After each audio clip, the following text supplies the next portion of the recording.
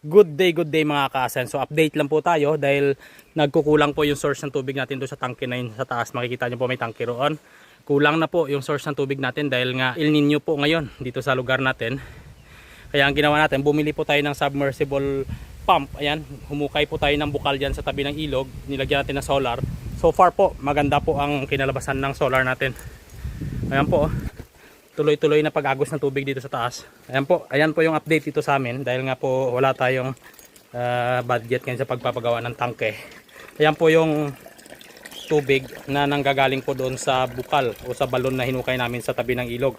Ang kagandahan po doon sa bukal na hinukay namin mga ka-Asenso, hukay namin na umabot sa lagpas ng tuhod, sumirit yung tubig. So ibig sabihin may source ng tubig doon sa gilid ng ilog.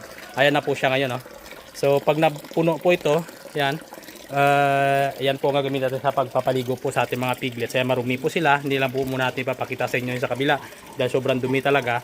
Nag-iipon lang po kami ng tubig para mapaliguan po sila. At saka sa sunod na araw bibili ako ng water pressure para mas tipid po tayo sa tubig dahil ang source po ng tubig doon sa taas sa tangke, ganito lang din po kalaking tubig. So kulang po sa ating mga alaga.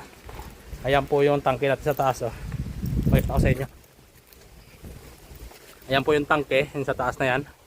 Kulang po yung tubig. So kailangan po natin na gumawa ng paraan para mapaliguan po natin ng maayos sa ating mga alagang baboy.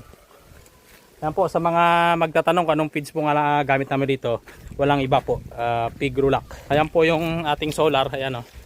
Ayan, dyan tayo kumuha ng tubig. Kumukay tayo ng balon dyan para pagkuhanan ng tubig. Ayan po, ang gamit natin na feeds, ang grower, pig rulac po yan. Ayan po yung ating mga feeds, marami po dyan. Ayan, hanggang rito na lang mga ka-Asenso. Ayan po yung aming ginawang paraan para hindi po kayo maubusan ng tubig.